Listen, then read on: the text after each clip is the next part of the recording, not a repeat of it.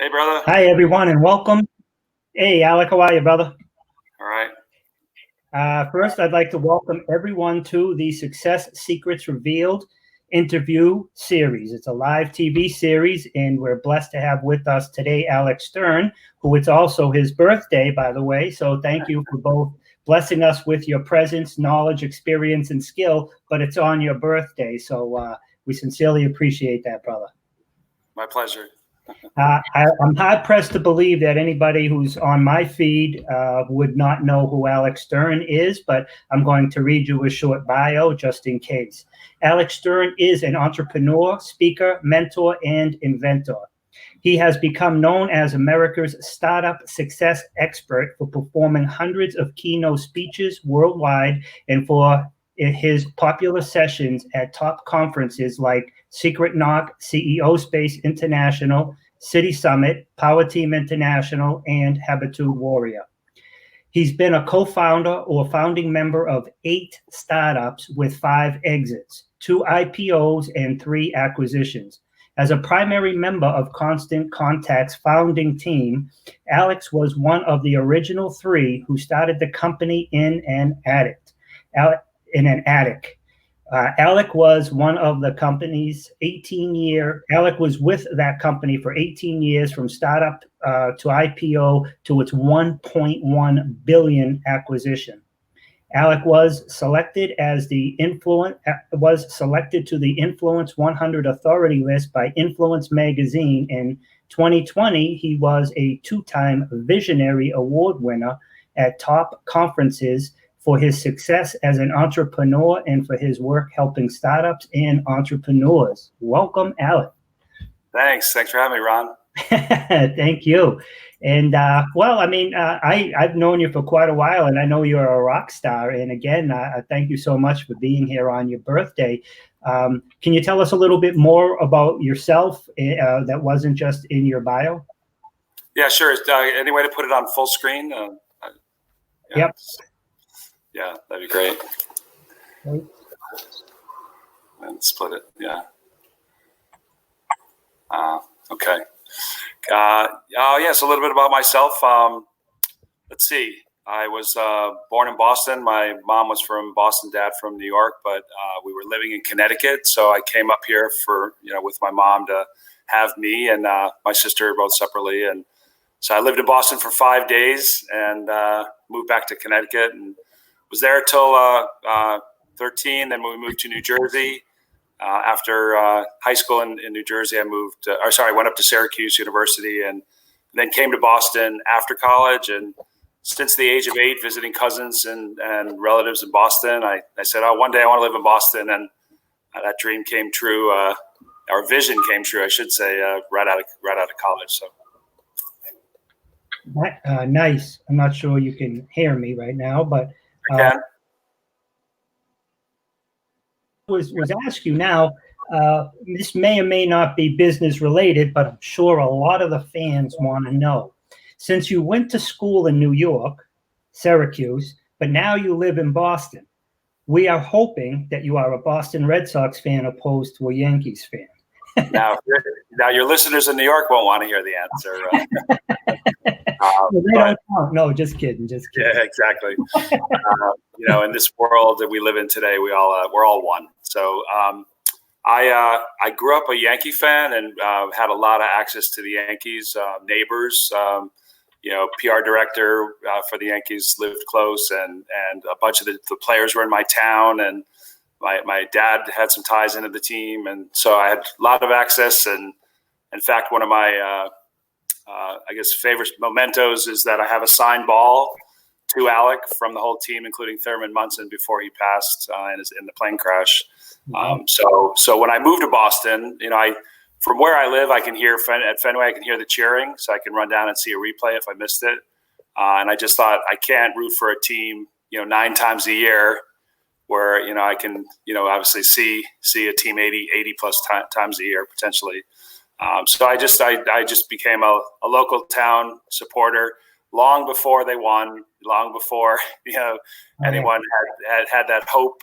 We all had the dream, but I don't know about the hope. But I'm a fan of both, and when they play each other, it's it's a good rivalry that I support, wholeheartedly. I love it. I love it. And I had to go there. Sorry, it had nothing to do with business, but just wanted to, bring it all back home. But you live right on Comm Ave and Mass Ave, right in Boston, right in the Back Bay, or right by Copley Square and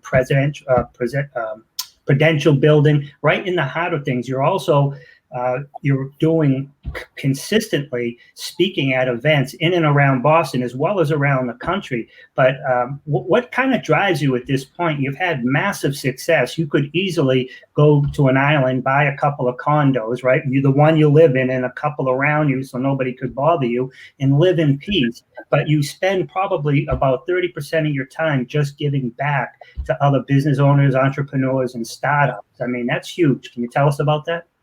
Yeah, so it's actually half my time, and so it's paying it forward. The speaking at conferences are not new to me because when I had Constant Contact, going out and doing thought leadership talks at massive conferences all over. I was very used to doing that and the best practices in thought leadership side of things, and started telling the founding story. It gave me an opportunity to go out and speak at in front of small businesses still, but also a lot of startups and entrepreneurs. And I just remember when I would attend conferences and even ones that I was speaking at, back in the day, there would be a speaker that I wanted to potentially go up to or chat with, or thank them, or give a card and say, any chance we could talk offline. I think we could maybe do some business together. And oftentimes they would speak and be whisked away and never get any access to them. And so I just always said to myself that if one day I get asked to speak, at conferences and, to motivate and, kind of accelerate the audience, then, I'd be the first one to arrive, last to leave. And I've been recognized for that, for being present, because it's really important, one, to, just engage with the audience and get to know them, but also hear the other speakers and the messages they're delivering. And oftentimes, tweak my message to take into consideration some of the things that have been said to that point, in the conference. And so it's really a pay it forward. I figure if I can help a startup get going and motivate them to get going, or if I can help that startup or an existing sort of business, help it scale or figure out a way to scale it, raise the water level for all startups and small businesses, and help those entrepreneurs, then I feel I've done my part in paying it forward. I think that's huge, Alec. I really do. And you're coming from such a quality base. When you're coming, when somebody has graduated from college or some trade school, they have, I want to say book smarts, and I don't mean to diminish that. It's important. But you, with your multiple startups, when you actually come in there and you're speaking, you've had so many of the trials and tribulations that people who are embarking on this course are going to go through. So when you come up there and you speak, it's a godsend for people to help them. Not only once they can see what's coming, then maybe they can navigate through it too. So kudos to you. Thank you. I appreciate that. And, it's always exciting to see speak and then have someone come up, all wide-eyed, that they picked up something that they thought would help be a breakthrough for them, or speak to them and understand what's the obstacle or the roadblock, and try to work through that with them. And sometimes in minutes, we can find that maybe the course that they're on with their business is good, but adjacent to that, and just slightly to the side of that, might be the bigger opportunity that they just hadn't seen because they're really just caught up in the tactics. So stepping back and looking at things strategically and trying from a objective perspective, not tied to it, not emotional to it, just looking at it for what it is, oftentimes can lead to a breakthrough, which when those moments happen, that's makes it so rewarding. I love it. I love it. And that's also because sometimes people, when they're starting their business, or they can just be so focused on what's in front of them that there might be a larger picture that they're just not seeing. And then somebody like you with your experience coming in, detached from it mentally and emotionally, can just see it as it is and point these things out. So I think that's huge. Thanks. And I appreciate that. Yeah, as they do. There is a kind of like a folk story, you know what I mean? I remember one time that you were sitting in the audience and you heard Bill Walsh speaking, giving credit to your company, and then you actually went up there and spoke to him, and then from there you went on to speak at some of those events too. Yeah. So as the story goes, the small business expos, which I didn't know Bill prior. I knew his name and knew of him, but didn't know him. But I had a friend who was starting a business, and I said, "Let's go to the expo. There'd be some good content. We'll bop into some of the sessions. Walk the exhibit hall and so forth." And so we spent half a day doing so, and then at the end there was Bill was doing a VIP executive session for all attendees. In a packed room, 500 plus people, and so I said to my friend, we're here. Let's just hang out. Let's go hear Bill. And so we did so, and he mentioned not less than 5 to 10 times, Constant Contact and how great Constant Contact is. And halfway through his talk, he took a break. And so I went up, people were lining up to say hi to him. So I got in line and went up to say hi. And I said, "Hey, Bill, you talk often of Constant Contact and praise it so much. I'm just curious, are you an affiliate or are you associated with them in any way?" He said, "No, I'm a customer. I've had great success. I tell everyone that I work with and train and coach, and he's got a real large network." He said, "I tell them all that they should be using Constant Contact." And I said, "Well, I just got to tell you from the bottom of my heart as a co-founder, and I just want to thank you." And he's, he was off mic, and we worked it out. He flipped the mic up and said, "Everyone, I just want to introduce you to, Alec Stern, co-founder of Constant Contact. Why don't we all come up, take photos?" So we had a long line of people wanted to take photos with, Bill and I, and then he had asked me to come up on stage, so I spent a few minutes up on stage. We met the next day for lunch, and then that next evening he had another event in Boston. So I went and spoke at that, and he said, "You have a spot on my stages." So I've since gone on and spoke on many of his larger events, which are great for startups and small businesses. Yeah. Yep, I'm a big fan of Bill. And 2 quick things. One, that's how I met you. That's right. He was speaking. It wasn't called 2020 at that time, right? He has Inspiration 2020. It was some other event at night at one of the hotels, like a 6 to 9 event. And you were there. And and that's how I met you. This was like 4 or 5 years ago. And then as I went on the circuit, I'm a big fan of Bill Walsh and what he does as well, too. And I've been to many of his events. And so I'm grateful because I got to meet you through him. And also, I went to one of those expos like 5, 6 years ago.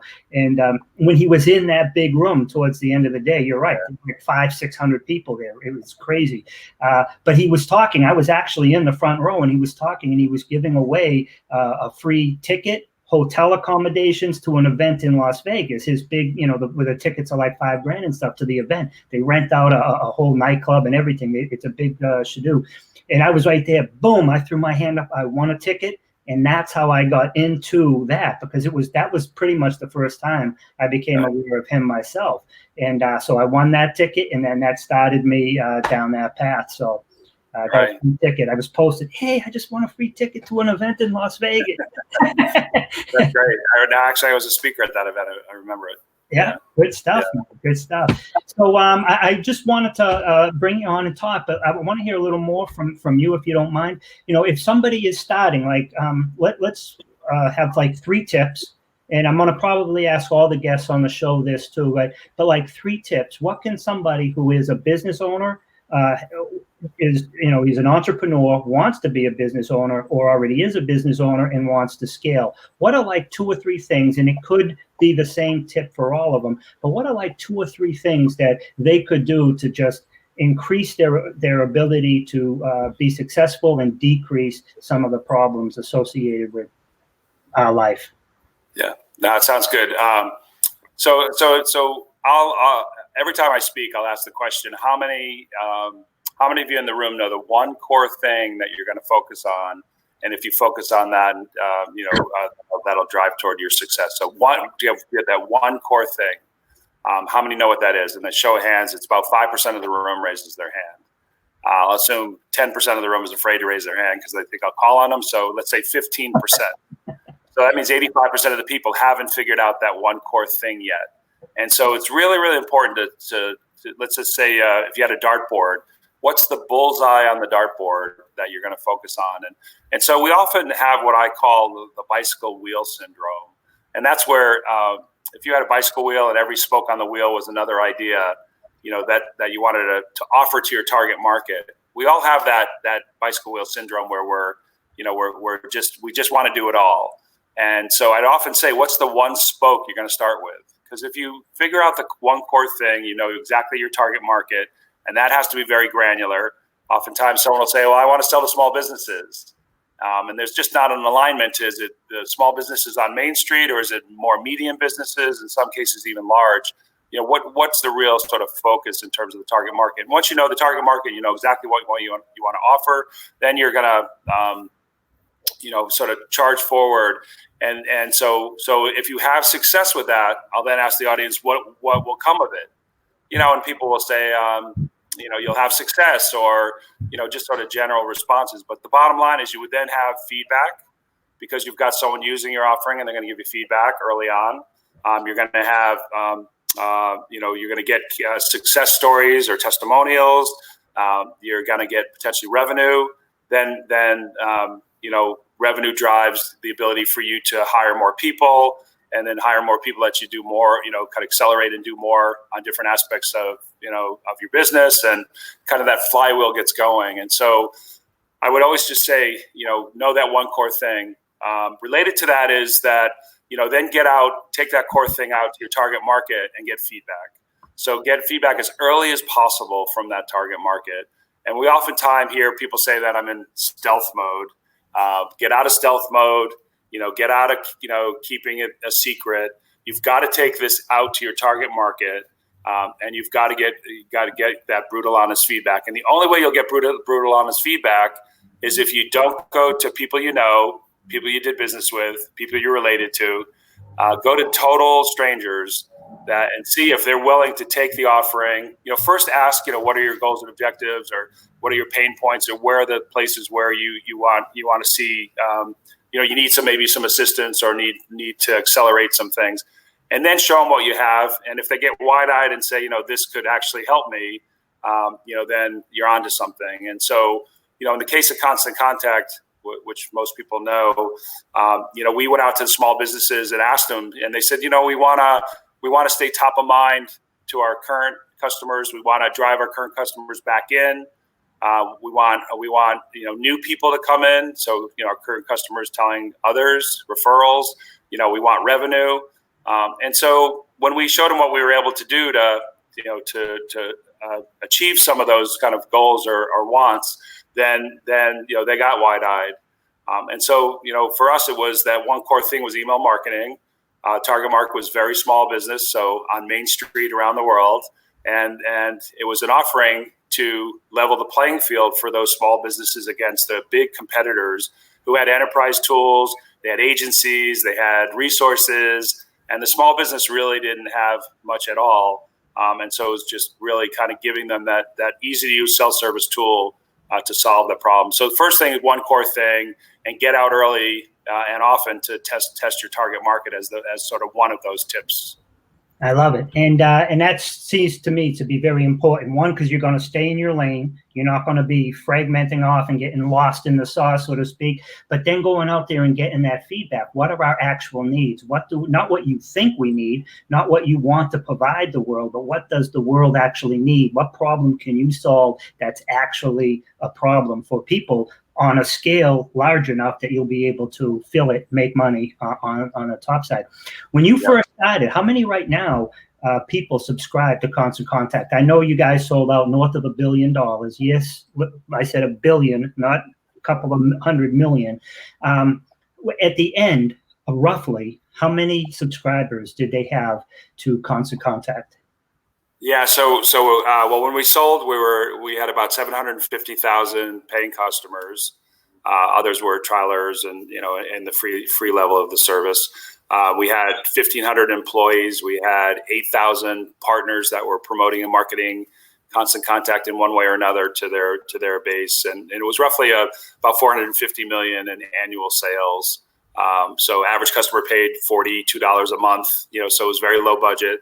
but we had enough of them to amass, a lot in revenue. So that flywheel initially it's tough to get that going, and it looks insurmountable at the beginning when you're like, at the time when we started, it was started at $15 a month. I went out and got 4 customers to get that feedback, and brutal honest feedback, because it was early before we were done with the product. Yep. And then once we tweaked it and got it going, and we figured out sort of that go to market model, which at the time, I guess the second point, you asked for 3 points. The second point would be about where's your target customer hanging out. So it was me, myself, and I when we started, and there were 3 of us, right? So two techies and myself, and so I couldn't go door to door, going and closing small businesses around the world. But we had to find out where were they hanging out, and that's the channel in our business. So where's the channel in your business is kind of the second point, to figure out, where's your target customer hanging out, and who can bring those target customers to you versus you having to go get them yourselves. And so I would challenge everyone that there's at least 15 categories of channel partners that would allow you to get access to your target market. And the one everyone shares is association and member orgs. So no matter what your business is, there are association and member orgs supporting what you do. And so they're local, they're regional, they're national, they're big formal associations with events and thought leadership and best practices, as well as networking groups and all kinds of things to your target market.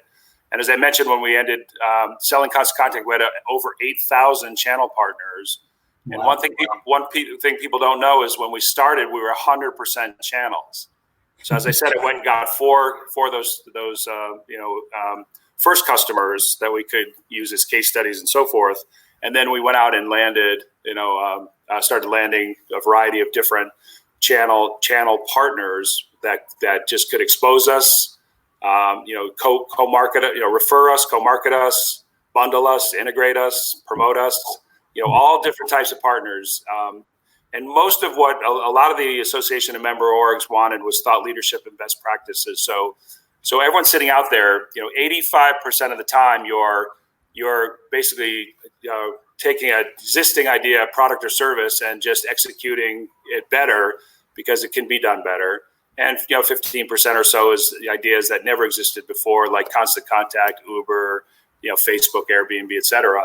And so just in taking your product out there, that oftentimes, what you're doing is you're doing something different. So package it up to talk about the best practices or thought leadership that you're now offering, and figure out how to present that forward, because all the associations and member orgs would love to have you speak to help your target market that are members of theirs. I love it. And like with the channel partners, it's one of the things that I try to do. I also, with my clients, I speak to them about that. If you can find someone who's connected to your ideal customer or client, form a relationship with them. Whatever it is, maybe in my case, it might be some free online marketing services so they can see what I do, attest to it personally, and then they can talk about it to a business attorney, a CPA. All these type of people are connected to my ideal client, but then also my clients all need at some point an attorney and a CPA if they don't have one. So to me, that's a great way of scaling people's businesses, is to use channel partners. I'd like to go back. I mean, you started with 3 people who founded the company. Then you went to 4 clients. Then at the end, you had 1,500 employees and 750,000 paying monthly subscribers.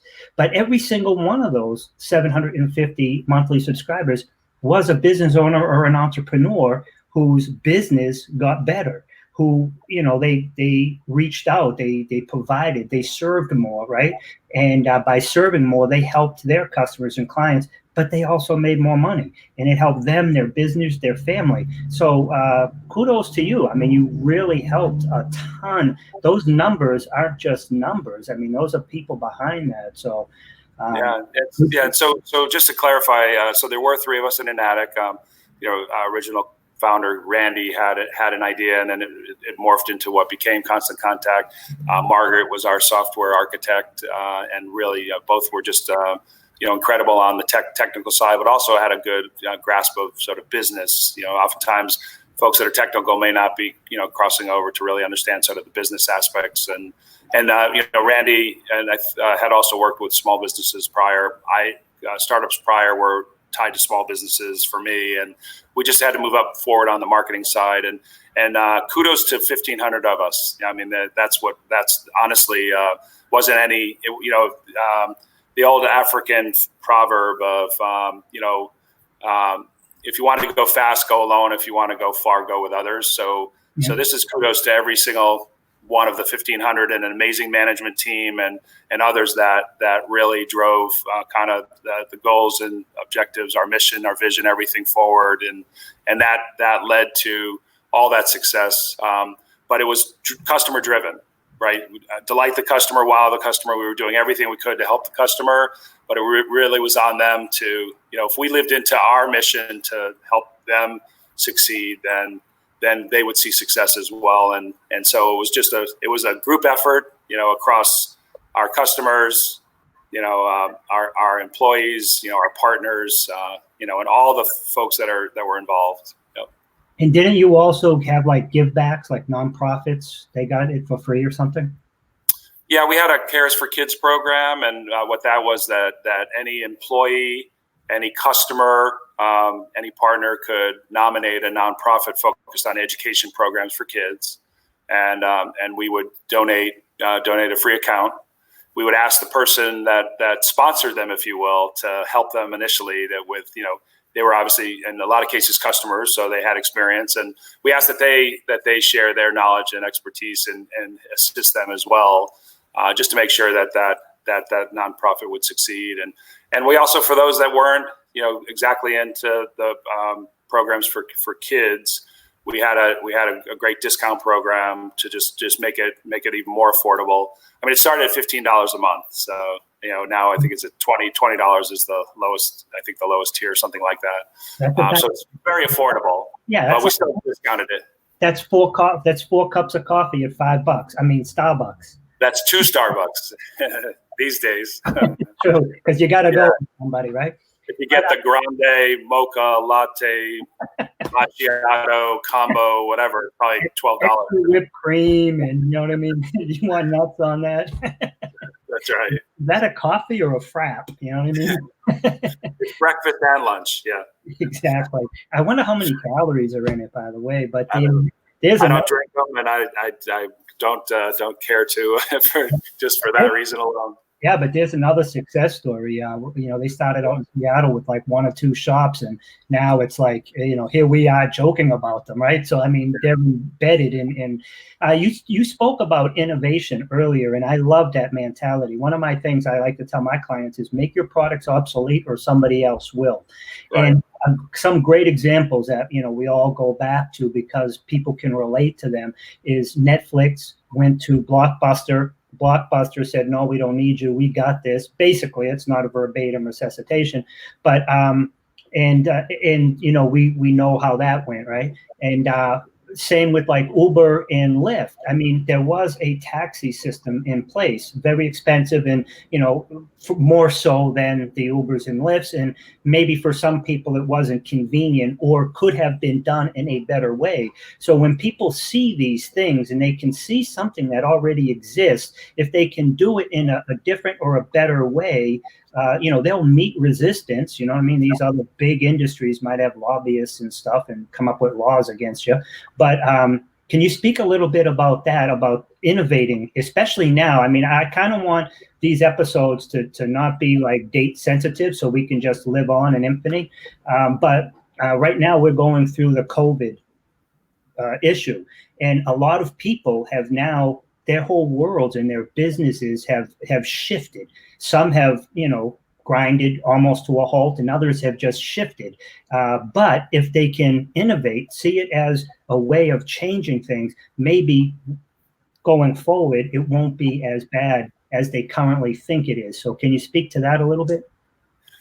Yeah, so I mean, there's a few things mixed into that. So the first one is around kind of in the state of what we have going on today, and so prayers out to everyone that those that are the families of those that have passed, and then those that are fighting through it. And unfortunately, I have several folks in my life that are dealing with it, and it's not pretty. And so hats off to all of the folks that are caring for them to help them get through it. So I'd say with what's going on today.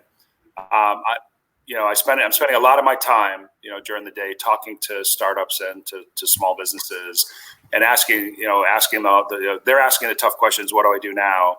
My business is ground to a halt. So the bottom line is that, I challenge them a little bit about how much are you in the tactics, in the weeds, versus looking at strategy. And the majority are in the tactics. I mean, every day they're just grinding through, working on everything, and they hadn't really had a chance to step back and look at the business strategically and seeing are they truly maximizing the opportunity, or is it just really the tactical motions that they're going through? And so what I found with several is that a minor tweak to what they're doing today, something slightly adjacent to kind of the core thing they're focused on, is leading to opportunity that could be potentially the equal or greater than what they were experiencing prior.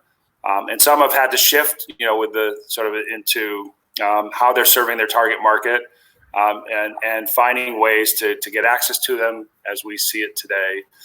And then, figuring out kind of what's the sort of the opportunity that's in front of them that they didn't see. And so all of them have found something that allows them to, kind of, now you have an opportunity to get in front of folks a lot easier today, because most are sheltered in home, if not all. I hope all, so we can end this thing.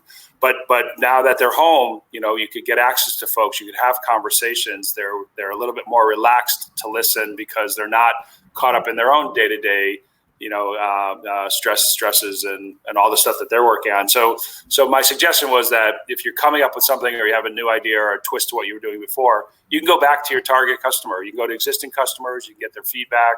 You can ask them, for potentially new people that aren't working with you, to get their feedback. And everyone seems to be, very excited to want to, have these conversations. And it's funny, when I'm reaching out to people about some of the stuff that I'm working on, they're very open and receptive to talk today, just because it seems like we have a bit more free time, because we don't have the distractions of just, if you took the distractions of the day away from when you're kind of in office or in your business or with coworkers, we're always finding the water cooler chats and the extended lunches and all kinds of things that just that time alone would give you enough time to test out these new things. And so it's really an opportunity. And I'd say use this kind of as an opportunity to step back and look at it strategically. The second thing is just around just innovation in general. And so, I'll always ask at conferences, how many people in the room think you're an innovator? And I'd say another 5-10% of the room raises their hand. And then I'll ask, how many of you in the room in any day, week, month, see a product or service and say, that could be done better?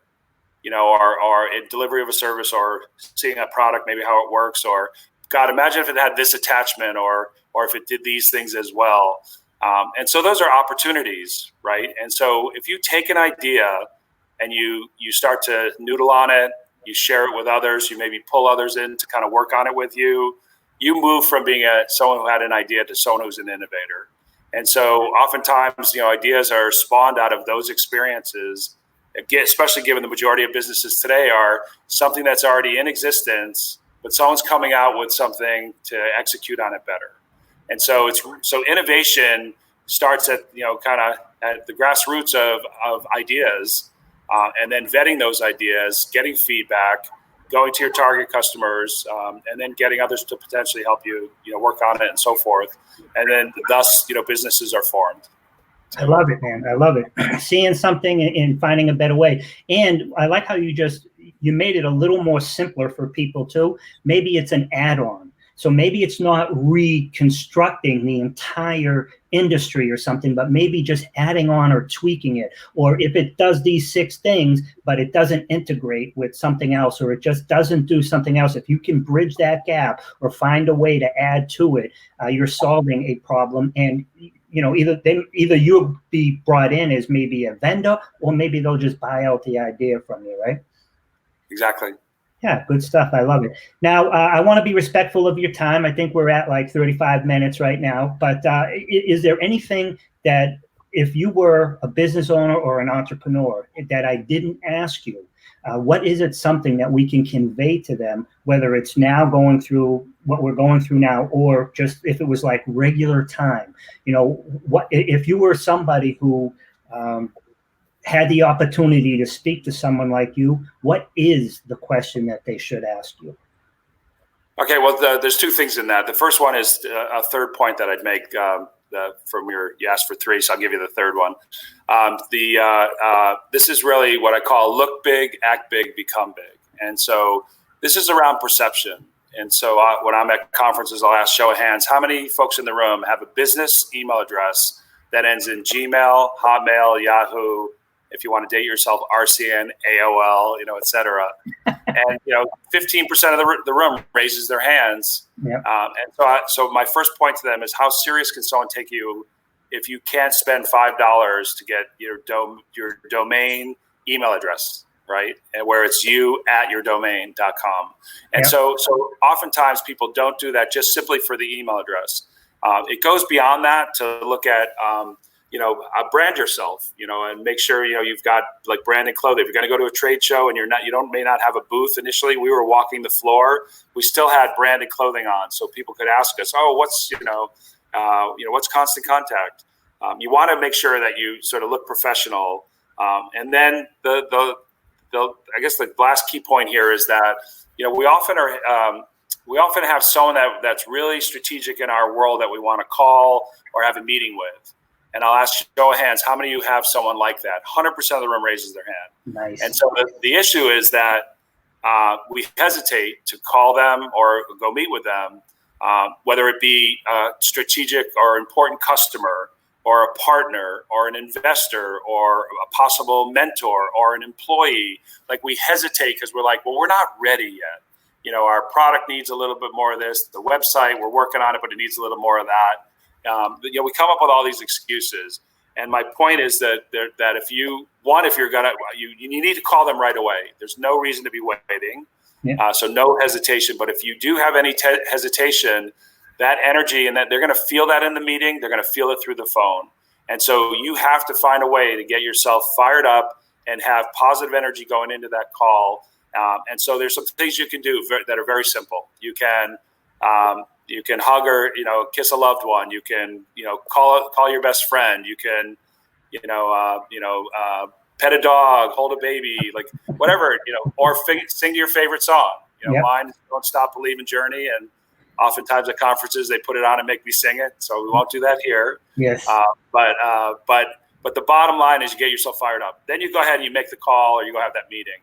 And then if you have a successful call, for example, what do you do next? And I'd ask the question, everyone's like, celebrate, and I said, nope, make another call. That's right. You have that positive energy. You've just had success. Make another call and another call and another call. And then at the end of the day, celebrate like crazy. Nice. But you want to make sure that you have that positive energy and they can feel it through the phone. And if you don't, and you have hesitation, it's like you go to a friend's house and they say, hey, hold the baby, hold the new baby. And you're like, I don't want to hold the baby. And then you grab the baby and it starts crying. Yep. The bottom line is the energy will be felt. So find a way to kind of work your way through that. So that's the first thing. And then specific to your question around what should someone, ask someone like myself, when you're in conversations with somebody, lead with value, lead with an ask. Don't lead with, let me tell you everything about myself and my business, and stop me when I told you something that sounded interesting. So you get people that walk up and just want to talk. And they first of all don't know the audience. Like, it doesn't matter what they heard, from the intro of a podcaster on stage. It doesn't matter any of that. They should get to know like the person. and understand the role that could play. So, for example, someone could walk up and say, I have this idea and I'm looking for investment. Would you invest? It's in an industry I would never walk into, don't know it, have done nothing in it. But if they actually walked up and said, and said, I would welcome your feedback. Love everything you said. I have a question or two for you if you wouldn't mind. Add some value back to that person, and say, what can I do for you? Like, you've done so much in paying it forward, Alec. What can I do for you? Are you looking to get on other stages? A friend of mine hosts a conference. Are you looking for other investment? What are the industries that you specifically invest in? And et cetera, et cetera. So if you lead with that kind of value, then you're going to have a very warm conversation with somebody who sees that you're sincere, and not just somebody who's going to walk up thinking that the person in front of them is a potential investor, mentor, or whatever. So don't assume anything. Just kind of lead with some value and an ask of that person to get the conversation flowing.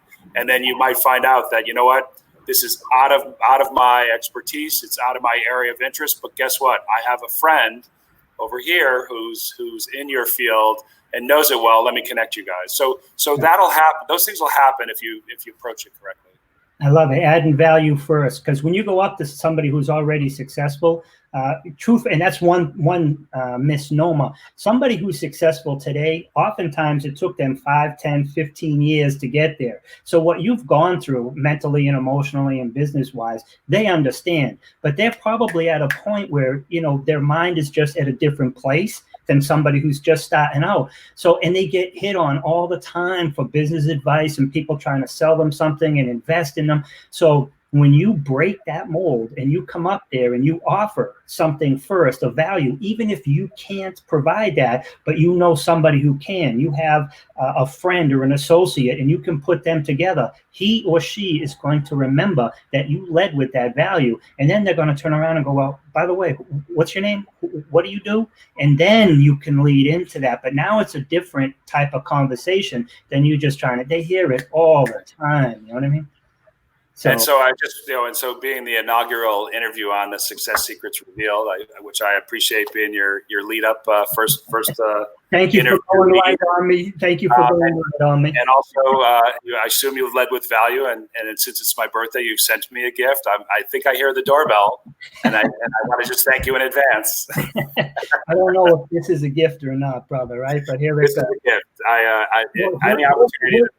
Any opportunity to speak is a gift. So I hear that. Well, here's an additional gift, and this may or may not be a gift. Okay. Happy birthday to you. Happy birthday to you. Happy birthday, Alec. Happy birthday to you. So perfect. You are my first song of the day. Thank you for that. Really? It's already like almost 2:00. I know, but I'm not answering my phone. I'm present. I'm present. So. Thank you. I appreciate that. Good stuff, man. I've known you for years. You're a great person. You have incredible business smarts, but beyond that, man, you wear your heart on your sleeve. You're really a great guy. I can't believe, especially if people are on my feed, the vast majority of people on my feed are either family members or other people who are business owners, entrepreneurs. And then you have, some other people. I'd be hard pressed to believe that people don't know who you are, but I strongly encourage that if they don't, or, they know you, but they don't really know you that well, they just know your name, reach out. What's the best way that somebody can contact you if they wanted to, or follow you on your social media? I know in the description it'll be there, but what do you feel is the best way? So the best, there's two things. One, the first is to reach out.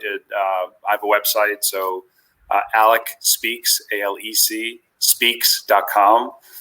There's some more stuff there. And I have if you're okay, I'll offer a gift out to the listeners. I would love it. Some of the tips I provided are part of the sort of these pillars to success, achieving success that I have. And if they want to text the word pillars, all capitalized, PILLARS, to 59925.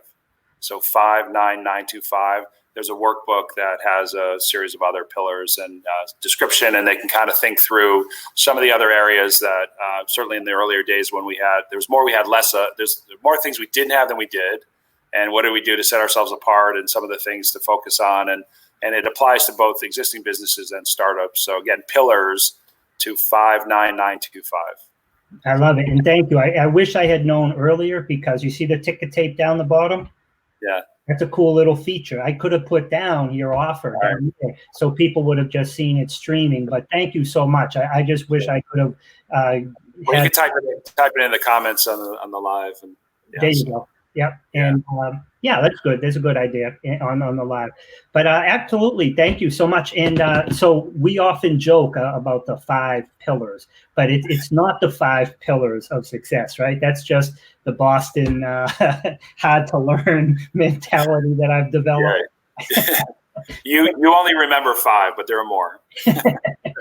And it's ALEC. Right? Because oftentimes in the very beginning, my own faux pas is I was calling you Alec, right? Alex, and instead of Alec. Yeah. Okay. I have family that get my name wrong, so it's okay.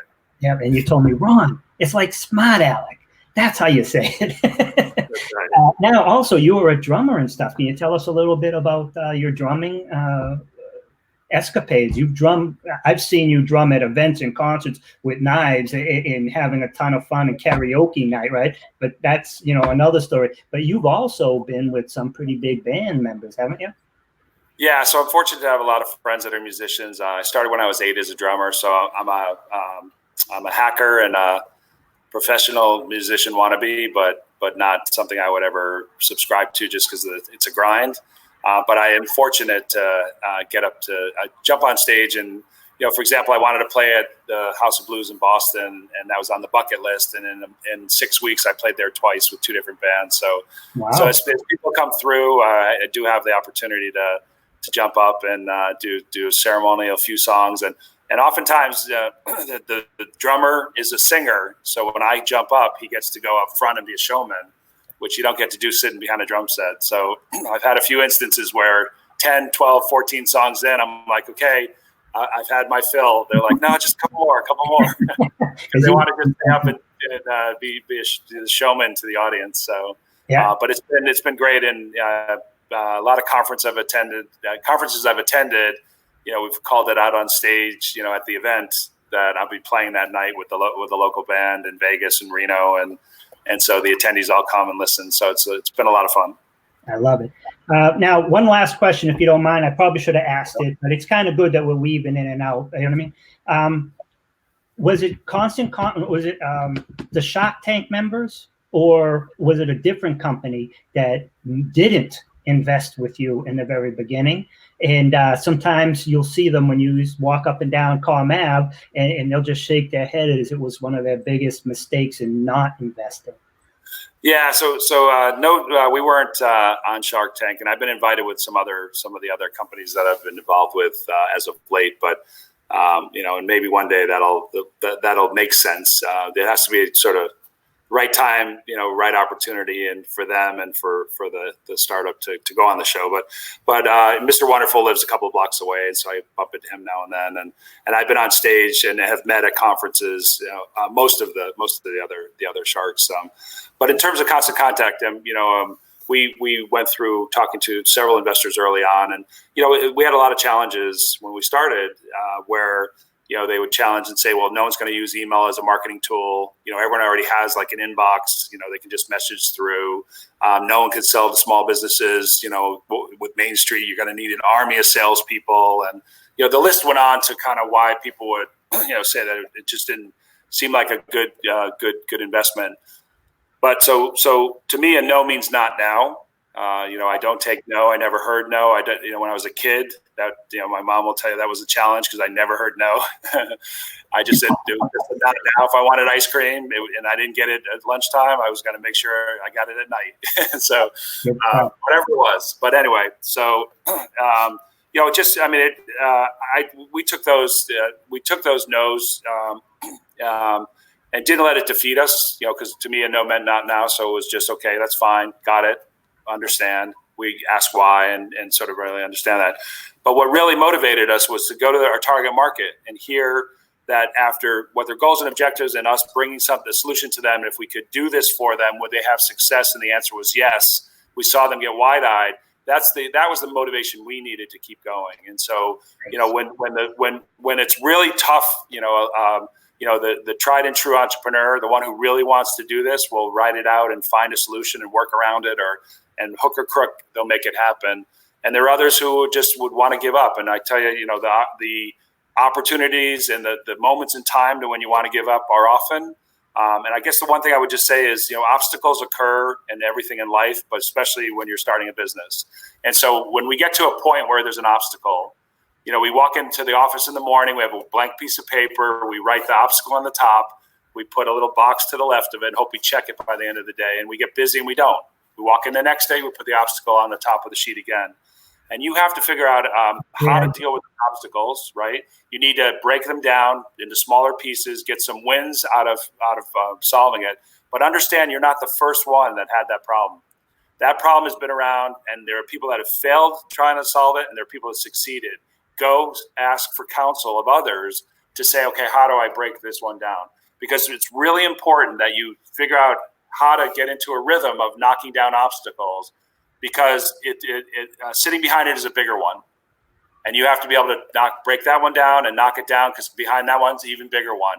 And this becomes muscle memory, where you work through these things. So whether it's no's initially for possible investment or partnering or what have you, it was just a function of time. And then we'd come back around, and many of those folks we worked with in one way or another. Some with investment, but more importantly with like partnerships and other things. So just really figure out kind of what's in front of you with that obstacle and tackle them, because the bigger one sitting behind it, those are the things that break people. And that's true in life in general. And so we can't go through life having the obstacle on our shoulder. We got to figure out how to break it down. And today, even more so, when all of a sudden our lives have been uprooted, where we're no income coming in, or our business, what are we going to do? We've got employees we got to pay, but we're not getting revenue. We've got family matters and issues. We got tuitions. We got all things that, how are we going to deal? It's like, figure out how to break down those obstacles and find a way to solve them, or at least box some of them in that don't necessarily need to be dealt with today. And there's a lot of people that are giving great advice around how to deal with that, out on the internet today. I love it. And that's so important, man, because one of the things about being an entrepreneur, if you look the word up itself, it says the ability to withstand risk. And, and if you can get problem solving, I can't tell you how many people, back in the day, I used to do managed services. So I knew the stuff inside and out, but I knew that people wanted the assurances. So I went and I got certified for a whole bunch of different things, A+, Network Plus, Security Plus, all Microsoft certified, this, that, and the other thing. But I can't tell you how many times that I would find somebody, even if they were in the school with me or they had recently graduated, they had the same certs, but they read it 1, 2, 3, but they didn't know how to solve a problem. They knew that the book said 1, 2, 3, but oftentimes in real life, the solution to a problem isn't 1, 2, 3. You have to be able to have a mindset to solve the problem. And then, like you said, it's muscle memory. The more you get used to having a solution providing mindset as they come up, instead of just seeing them, they are like a little bit of a wall, but you're going to be able to see them as, okay, how do we solve this, instead of how is this going to cripple me? Exactly. All right, brother.